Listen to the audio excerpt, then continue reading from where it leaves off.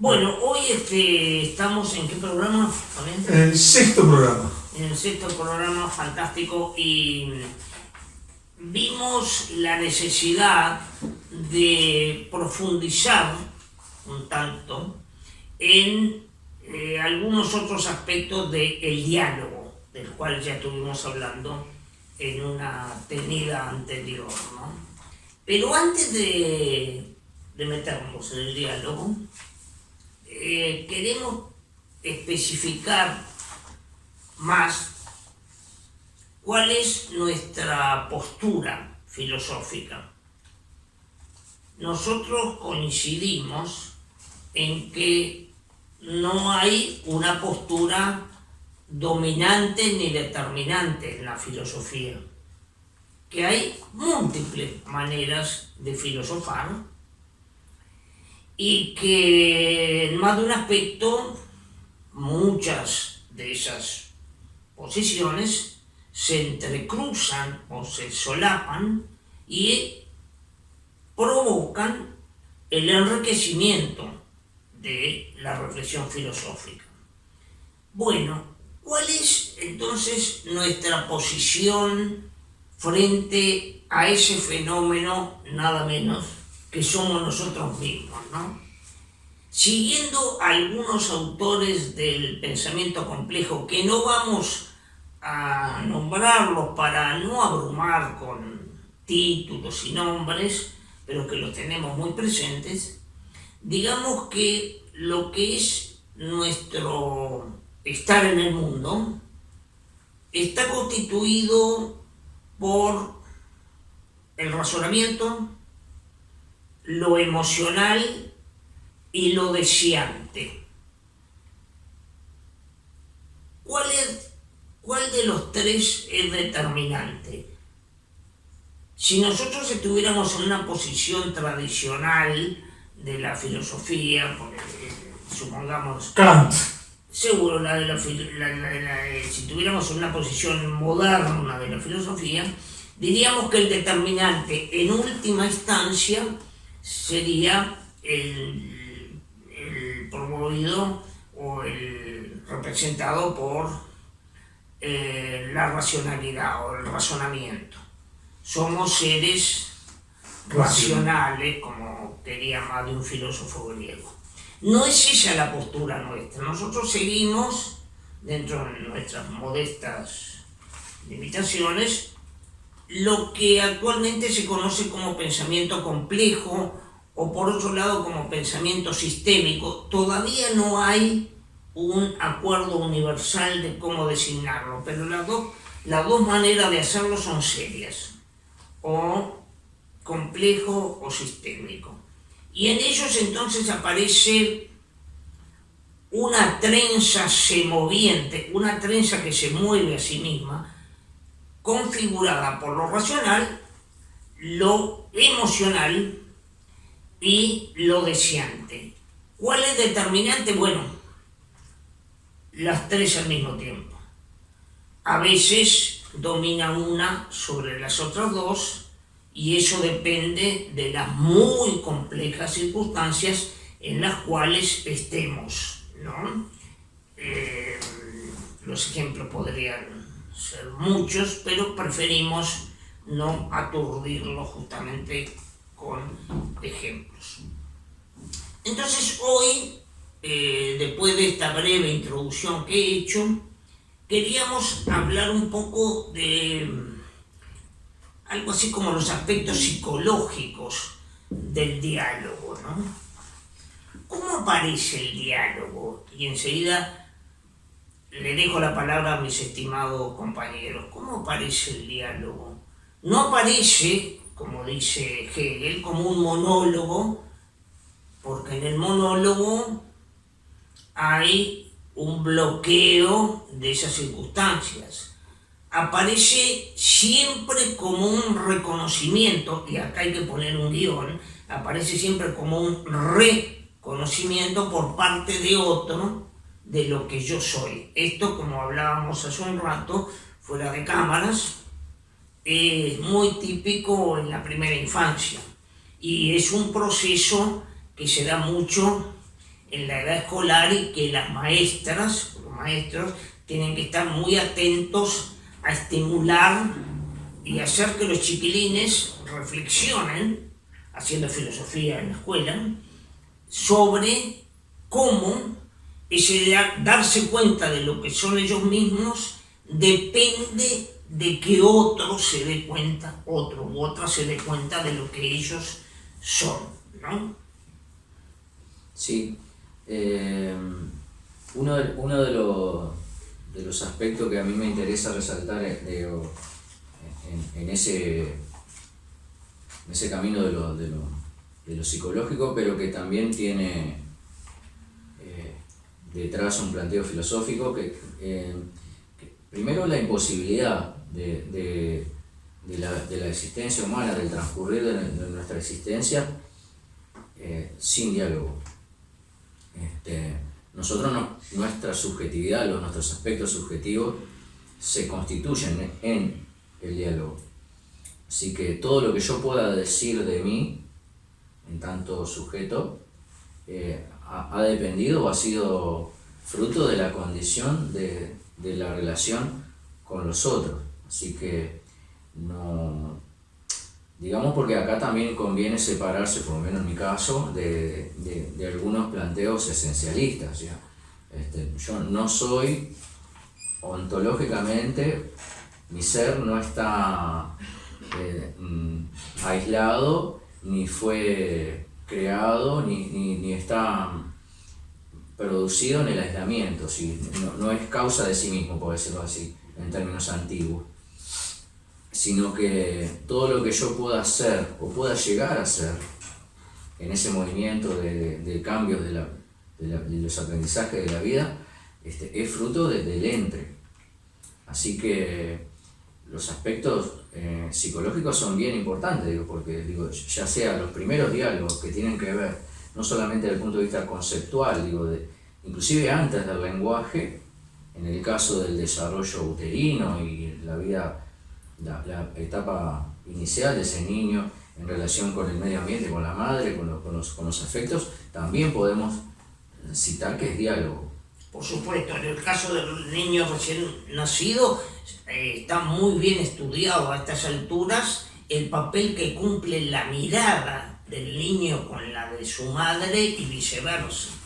Después aparece ese fenómeno fundamental que es el del lenguaje para establecer el diálogo, que el lenguaje es fundamental, tal como Maturana lo llama, ¿no? El lenguajear, para hablar del proceso vivo y dinámico de su utilización. El manejo del lenguaje o el desarrollo del lenguaje, que es otra manera de decir o denominar al manejo y el desarrollo del pensamiento, ¿no? Porque van juntos, ¿no? Claro. Y eso me lleva a mí a pensar en una cuestión que tiene que ver con la definición de los límites del yo, si se quiere. Porque de alguna manera lo que planteaban ustedes se conecta mucho con el análisis de lo que somos, ¿no? Una especie de ontología de lo humano. Y en definitiva, cuando yo lo escuchaba, pensaba en esto de que en realidad lo que yo soy, lo soy con otro, ¿no? Y esto que decía Edgar, yo me produzco a mí y también produzco a otro y también otro me produce a mí, como sujeto, ¿no? Sí. Nos producimos con otros, nos generamos con otros. Eso tiene, y lo noto, como una disgregación, como un comentario casi lateral, múltiples implicancias en el orden moral, en el orden de la filosofía política o la teoría de la justicia, en el orden de las consideraciones que podemos hacer en relación al distribuido de méritos, por ejemplo. ¿Cuánto es o no algo imputable a un sujeto? Digo esto como un comentario lateral, pero volviendo a la cuestión del diálogo, como soy con otro, entonces de alguna manera nuestro ser depende del diálogo, ¿no? Claro, es como que no terminamos en la epidermis, somos mucho más permeables, a pesar de esa idea común, pero muy ingenua, de que yo soy yo y a mí no me toquen. O esa otra, de muchas señoras, con todo respeto lo digo, ¿no? A mis hijos no los toquen. Son de ellas los hijos. Claro, porque hasta ahí llega el campo del dominio de este sujeto, ¿no? Esto tiene muchas resonancias kantianas, pero en algún sentido está esta cuestión de qué es lo que yo soy, ¿no? Y en una parte de eso que vos llamabas la modernidad, ¿no? Lo que yo soy es una especie de núcleo de conciencia, ¿no? Una especie de pura conciencia racional. Para la modernidad. Para la modernidad. Claro, sobre todo para todo. No lo voy ni a banalizar ni a desmerecer, pero es todo lo que viene con Descartes y todo el racionalismo posterior derivado de él, ¿no? Claro. Y todo lo demás que me conforma a mí es una especie de ente que debe estar, un conjunto de entes que debe estar bajo el arbitrio de esa racionalidad, de ese poder consciente.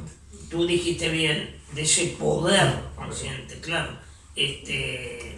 Ahora está siendo muy estudiados los vínculos entre esa racionalidad de núcleo duro y la forma del poder, ¿no? Claro. Sí. Recién ahora se están... Sí, yo pensaba que el efecto del cambio de época sobre esas relaciones, estaba pensando mientras ustedes conversaban, cómo por ejemplo la necesidad del diálogo para constituirnos como seres conscientes, como seres racionales, como seres que sienten, como seres que se ven afectados y que se desarrollan en ese entre, cómo el cambio de época puede estar afectando eso. Es un tema complejo, de múltiples posibles análisis, y me parece que en algún punto es interdisciplinario, que me parece que en ese punto tenemos que empezar a pensar de otro modo, nos obliga a pensar de otro modo, porque este diálogo que nos constituye, en el cual nos vamos constituyendo y somos afectados y afectamos, sobre todo es un modo de conocer, o sea, es el modo de conocer. Digo, no sería posible conocer prescindiendo del diálogo, el diálogo humano, ¿no? En lo humano. Pero eso implica como ciertos soportes que han pasado desapercibidos, por lo menos en otras épocas. Y bueno, Julio hablaba de lo deseante, digo, bueno, desde el psicoanálisis en adelante, en todas sus vertientes, y otras corrientes mismo psicológicas hacen énfasis en el papel del deseo, en esto de constituirnos y en esto de conocer. Como hoy, por ejemplo, en una sociedad tan narcisista, digo, tan fragmentadora de los sujetos, ¿cómo estaría afectando eso del diálogo? Por decir algo, digo, no parece haber mucho diálogo, por lo menos explícita y consciente. No parece haber mucho diálogo genuino. Aparentemente, con todos los más media y con toda la luz de información que tenemos a través de los aparatos electrónicos, tendríamos que estar en una posición privilegiada como seres vivos respecto a la información que tenemos, ¿no? Puede ser que tengamos mucha información, pero no tenemos mucho conocimiento. Sí. No es lo mismo. Sí, no es lo mismo, ¿no? Yo sin entrar en asuntos muy debatidos, muy analizados, muy tematizados, ¿no? Pero pienso en aquello de la caracterización de nuestro tiempo en relación a la modernidad, posmodernidad. Sí. Alguien dijo alguna vez hipermodernidad. Sí. Yo creo que hay una especie de desarrollo radicalizado de ese sujeto de la modernidad, de esa conciencia que se gobierna a sí misma y que se basta a sí misma y que se produce a sí misma, ¿no? Y eso me parece que de forma más o menos consciente o no está imperando a nivel de las representaciones, de las definiciones sociales. Y me parece que condiciona bastante la forma que interactuamos. Digo por esto que apuntaba Edgar, de cómo, si hay hoy o no diálogo. Uno puede pensar que hay mucho monólogo, retomando un poco lo que decía Julio. Mucho monólogo y quizás también a veces mucha discusión tal vez, que es como el ámbito natural de lo político, la discusión. También debe haber mucha retórica, digo, hay mucho de lenguaje que es más bien una forma de comunicación que lo que pretende es más bien conquistar al otro, seducir al otro, Seducirlo. pero no tanto escucharlo ni reconocerlo. Aquello del reconocer no hay ningún interés muchas veces en reconocer al otro, lo que hay es más bien un interés mucho más maquiavélico. Sí, diría yo. y a veces un decir autoafirmativo, ¿no? Pensando en esto de lo narcisístico, ¿no? Un decir autoafirmativo. Yo en realidad hablo para afirmar una individualidad que parece que se sostiene por sí sola, cuando en realidad sabemos que se sostiene en eso que señala Julio, en el enter, ¿no? Pero se sostiene en realidad en mi relación con el otro. Lo que acá hay es un gran velo, como dicen los hindúes, un gran velo de malla que aparentemente nos dicen a través de la televisión y de las imágenes: mirá que tú podés elegir porque estás en un mundo donde tenés mucha libertad. Eso no es así. Y acá hay hay un paseo inferencial que lo podemos dejar ahí para otro momento, que es que mucha de la información que seduce a través de lo deseante al sujeto es para transformarlo o para hacerlo muy potente como consumidor. Claro. Para hacer del sujeto un consumidor, que es lo que quiere el mercado. Todo esto es un tema en sí mismo, ¿no? Sí, pienso que hay un modo de subjetividad que se está produciendo, en el cual somos producidos, y que también se da en el entre, pero se da como pura, diría nuestro amigo Han, como puro ejercicio de tú puedes, del rendimiento. Sí, lo que buscan es ponernos sobre la pista, sobre la condición, sobre la presión de debes hacer tal cosa, puedes hacer tal cosa, puedes, hazlo. Si no lo haces, estás perdiendo el tiempo, estás rindiendo poco, estás siendo menos tú. Cuanto menos hagas, menos tú eres. Hay una concepción de la subjetividad ahí que está relacionada a un modo de producción y eso de la obsolescencia inclusive, no solamente de la hiperproducción en este estado del capitalismo, que el sujeto también se ve obligado a rendir más, cada vez más en todos los ámbitos, sino que además hay algo de obsolescente en ese sujeto. Es un sujeto que si no lo rinde él, vendrá otro que rinda y se le tira. Ya no hay una concepción del sujeto en tanto valor en sí mismo, como diría Kant. El sujeto Ya no es un fin en sí mismo. no lo es. Sino vale en relación a cierto rendimiento. Y cierto rendimiento que en última instancia está vinculado de manera más o menos asociativa a la producción de cosas, ¿no? La producción de cosas. Y eso con mucha habilidad lo hacen explotando, digamos en un sentido fuerte, todos nuestros procesos deseantes, porque el deseo es eso mismo. Deseo por tal cosa. Y si quiero conseguir tal cosa, tengo que mostrar tal rendimiento. Y esos rendimientos son estimados y comparados, ¿no? Sí. En una regla. Cuantificados, exactamente. Sí. Y eso me pone a mí en una relación de competencia permanente con este otro. Y yo creo que eso atraviesa lo que estábamos conversando, lo que estábamos tematizando, porque el diálogo se torna muy dificultoso cuando el otro siempre me aparece como un competidor. Total. ¿Ah? Así, cuando hay competencia, no hay diálogo posible. hay un pugilato, hay Una lucha, ¿no? lucha, sí, Una especie de mundo jovesiano. Y ahí Sí, pensaba en esto de que funciona también, ¿no? A partir de vestir de líbido, diría Sí. Freud, a los sujetos y revestir de mucha carga libidinal a los objetos, ¿no? ¿Ah? Porque capaz que esto que vos decías se da de otra manera el diálogo.